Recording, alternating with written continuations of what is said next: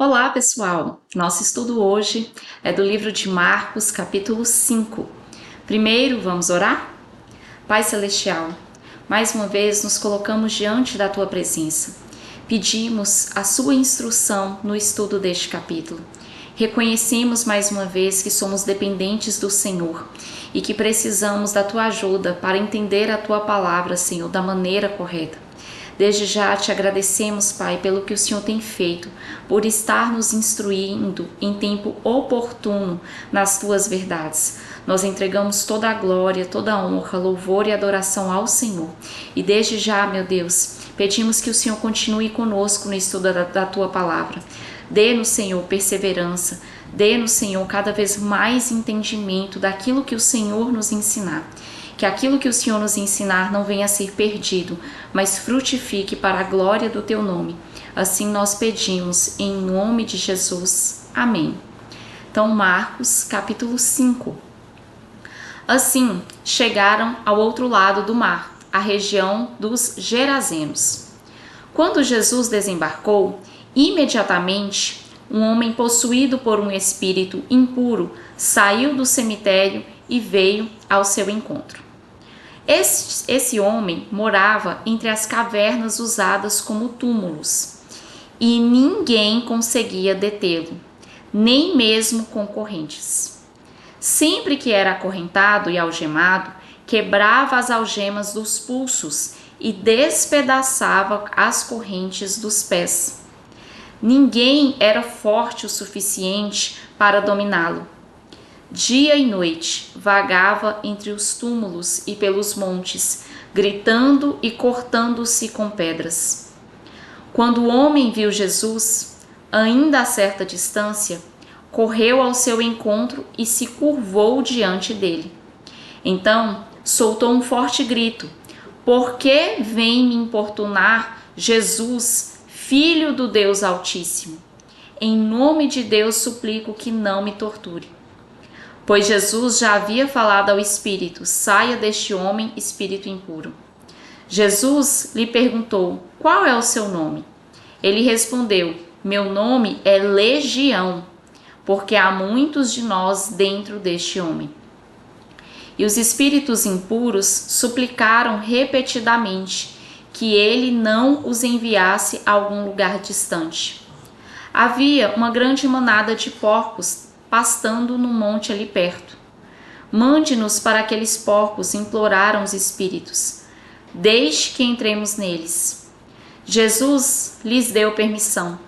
Os espíritos impuros saíram do homem e entraram nos porcos, e toda a manada, cerca de 2.000 porcos, se atirou pela encosta íngreme do monte para dentro do mar e se afogou. Os que cuidavam dos porcos fugiram para uma cidade próxima e para seus arredores, espalhando a notícia. O povo correu para ver o que havia ocorrido. Chegaram até onde Jesus estava e viram o homem que tinha sido possuído pela legião de demônios. Estava sentado ali, vestido e em perfeito juízo, e todos tiveram medo. Então, os que presenciaram os acontecimentos contaram aos outros o que havia ocorrido com o homem possuído por demônios e com os porcos. A multidão começou a suplicar que Jesus fosse embora da região. Quando Jesus entrava no barco, o homem que tinha sido possuído por demônios implorou para ir com ele. Jesus, porém, não permitiu e disse: "Volte para sua casa e para sua família e conte-lhes tudo o que o Senhor fez por você e como ele foi misericordioso." Então, o homem partiu e começou a anunciar pela região das 10 cidades quanto Jesus havia feito por ele, e todos se admiravam do que ele dizia. Jesus entrou novamente no barco e voltou para o outro lado do mar, onde uma grande multidão se juntou ao seu redor na praia. Então chegou um dos líderes da sinagoga local, chamado Jairo. Quando viu Jesus, prostrou-se a seus pés e suplicou repetidas vezes: "Minha filhinha está morrendo. Por favor, venha e ponha as mãos sobre ela. Cure-a para que ela viva. Jesus foi com ele, e todo o povo seguiu, apertando-se ao seu redor. No meio da multidão estava uma mulher que havia 12 anos sofria de hemorragia. Tinha passado por muitas dificuldades nas mãos de vários médicos e, ao longo dos anos, gastou tudo o que possuía sem melhorar. Na verdade, havia piorado. Tendo ouvido falar de Jesus, aproximou-se por trás dele, no meio da multidão, e tocou em seu manto, pois pensava: se eu apenas tocar em seu manto, serei curada. No mesmo instante, a hemorragia parou, e ela sentiu em seu corpo que tinha sido curada da enfermidade.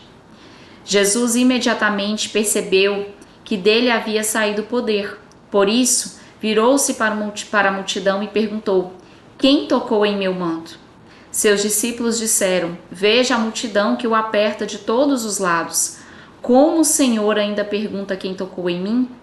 Jesus, porém, continuou a olhar ao redor para ver quem havia feito aquilo. Então a mulher, assustada e tremendo pelo que tinha acontecido, veio e, ajoelhando-se diante dele, contou o que havia feito. Jesus disse: filha, sua fé a curou. Vá em paz, seu sofrimento acabou. Enquanto Jesus ainda falava com a mulher, chegaram mensageiros da casa de Jairo, o líder da sinagoga, e lhe disseram: sua filha morreu. Para que continuar incomodando o mestre? Jesus, porém, ouviu essas palavras e disse a Jairo: não tenha medo, apenas creia. Então Jesus deteve a multidão e não deixou que ninguém o acompanhasse, exceto Pedro, Tiago e João, irmão de Tiago. Quando chegaram à casa do líder da sinagoga, Jesus viu um grande tumulto, com muito choro e lamentação. Então entrou e perguntou: por que todo esse tumulto e choro? A criança não morreu, está apenas dormindo. A multidão riu de Jesus. Ele, porém, fez todos saírem e levou o pai e a mãe da menina e os 3 discípulos para o quarto onde ela estava deitada. Segurando-a pela mão, disse: Talita cumi, que quer dizer: menina, levante-se. A menina, que tinha 12 anos, levantou-se de imediato e começou a andar. Todos ficaram muito admirados. Jesus deu ordens claras para que não contassem a ninguém o que havia acontecido e depois mandou que dessem alguma coisa para a menina comer. Então, pessoal, nesse capítulo nós vemos 2 milagres que são muito instrutivos para nós. O primeiro é a libertação do endemoniado, do homem endemoniado. E o segundo é o milagre da menina, né, que estava morta. E aí nós vemos dois milagres que, embora sejam milagres, eles trazem para nós ensinamentos diferentes. O primeiro que eu quero ressaltar, eu quero começar pela questão da menina. Aqui, né, as pessoas zombam de Jesus quando ele fala que ela estava dormindo, que ela não estava morta.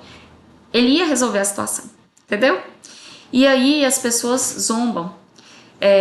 Ao rirem, né, elas estão zombando de Jesus. E assim, ao longo desse capítulo, nós vemos tanto no caso da menina, quanto no caso da mulher com hemorragia de muitos anos, que já tinha gastado os recursos que ela tinha com vários médicos e ninguém resolveu o problema dela. E aí ela toca em Jesus e o problema imediatamente é resolvido. A questão da menina, a mesma coisa. Jesus chega e resolve imediatamente o problema que parecia não ter solução. E para os 2 milagres, para esses 2 milagres, há um mesmo princípio, que é crer. Jesus fala para a mulher: a sua fé te curou. E Jesus fala para Jairo, pai da menina: não tenha medo, tenha fé. Então, por que eu estou ressaltando isso? Para nós vivenciarmos milagres, coisas que... O que são milagres? Milagres são coisas que estão fora do alcance humano. Coisas assim que a ciência não vai te dar resposta, né? Todos os seus recursos, o que você puder fazer não vai te dar resposta. Então está acima da sua capacidade. E isso é um milagre, porque aquilo que você pode fazer, você faz, entende?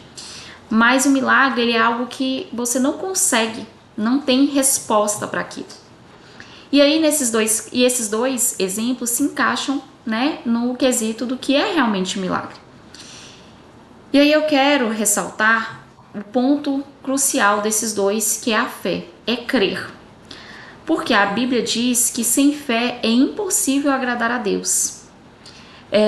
Quem crê em Deus deve crer que Ele vai fazer, né? Que Ele tem poder para fazer aquilo ali. E aí eu quero ensinar para vocês o caminho bíblico para desenvolver fé. A fé não é você fazer força para ter fé. A fé, ela se desenvolve pelo seu relacionamento com Deus. A Bíblia diz que a fé vem pelo ouvir. O ouvir vem da palavra de Deus. Então, de acordo com que você vai conhecendo a palavra, você vai conhecendo quem Deus é. E de acordo com que você conhece quem Deus é, você vai aprofundando o seu relacionamento com Ele. Entendeu? Então, por isso é tão importante nós estudarmos a palavra, porque o alimento do Espírito é a palavra. Então, se você não estuda a palavra, como que você vai desenvolver fé? Entende? E a aplicação da palavra, ela vai fortalecendo a sua fé. E aí você vai conseguir vivenciar os milagres, entendeu? Então, não adianta só pedir a Deus uma coisa que está fora da sua capacidade, se você não está crendo que aquilo ali vai acontecer.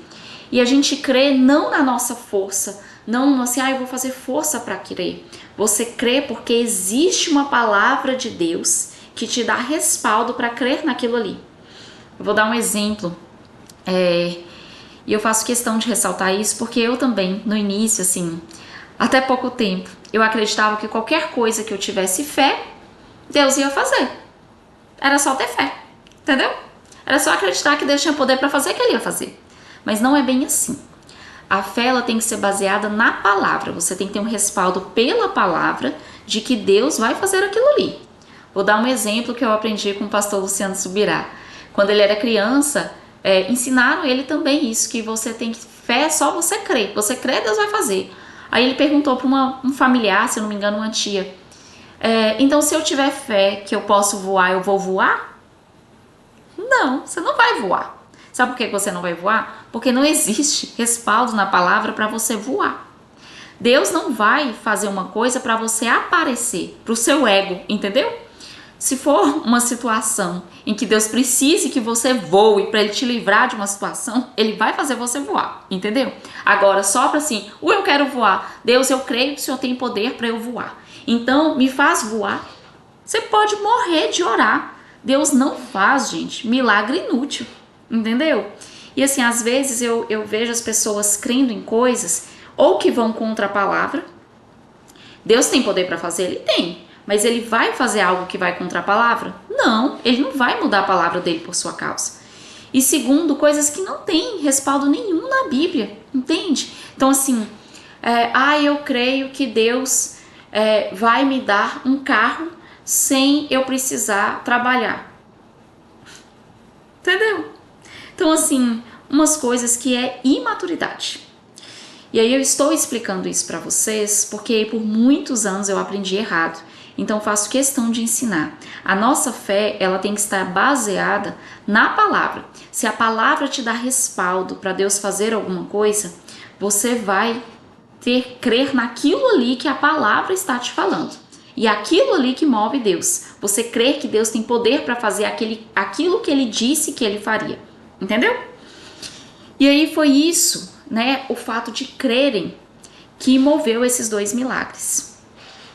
Em relação ao endemoniado, ele estava tão endemoniado que ele já estava completamente possuído pelos demônios.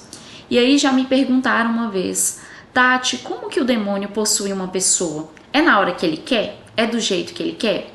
Não. Se o diabo pudesse fazer o que ele quiser, na hora que ele quiser, eu não estaria viva nem você. Por quê? Porque nós incomodamos o reino das trevas.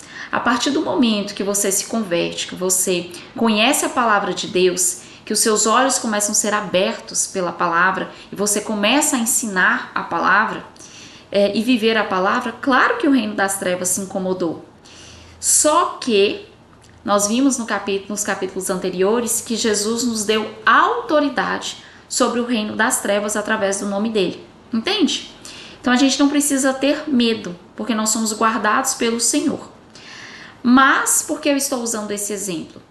Porque, obviamente, se o diabo pudesse fazer o que ele quisesse, na hora que ele quisesse, ele já teria eliminado todos nós. Então, como o diabo consegue chegar ao ponto de possuir uma pessoa, que a pessoa ela já não tem domínio nenhum sobre ela, com o pecado? Cada pecado, ele vai aumentando as portas, as legalidades para o diabo agir na pessoa. E aí, quanto mais pecado tiver, mais legalidade vai tendo, entendeu? Então não é à toa, o diabo escolhe um e entra na pessoa, não é assim.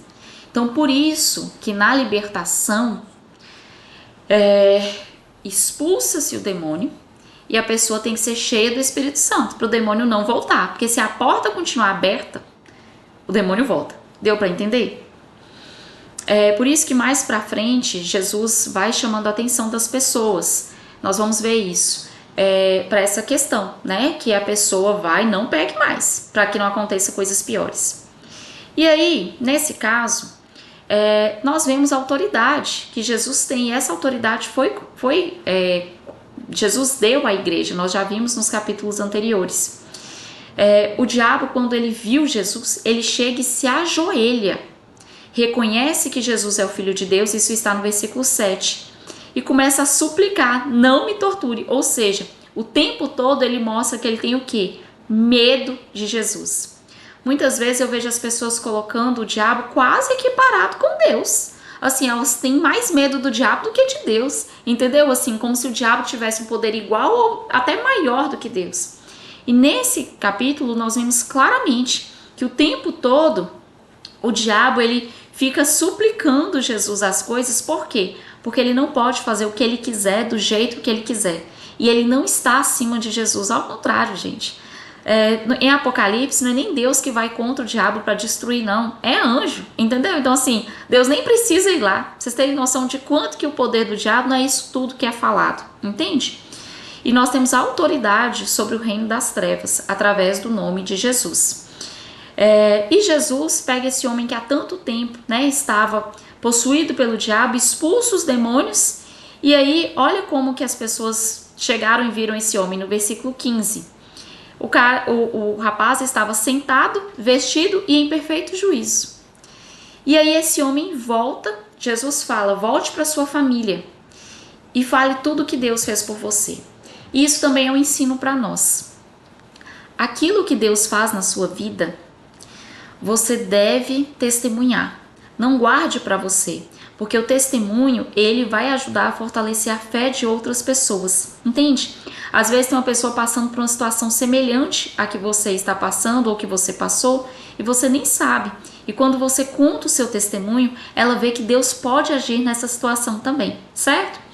E aí você pode me perguntar, Tati, mas por que muitas vezes Jesus fazia os milagres e falava, não conte?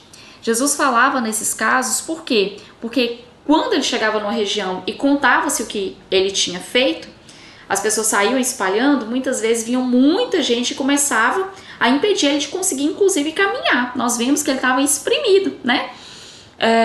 No meio do povo.